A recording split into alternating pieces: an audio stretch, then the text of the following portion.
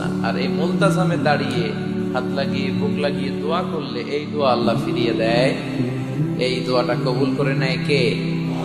কিন্তু এই মুলতাজামে তো সহজে জায়গা পাওয়া যায় না। লক্ষ লক্ষ হাজী সাহেব মুতামিরুন উমরাকারীরা ধাক্কাধাক্কি করে ওই জায়গায়। তো এক ইমাম সাহেব অনেক ধাক্কাধাক্কির পরে এই মুলতাজামে যে জায়গা পাইছে। মানে মুমিনরা, the believers, they work smart. তারা যে বুদ্ধির সাথে কাজ করে, স্মার্টলি কাজ করে, দে ডোন্ট ওয়ার্ক হার্ড। তারা কষ্ট করে কাজ করে না।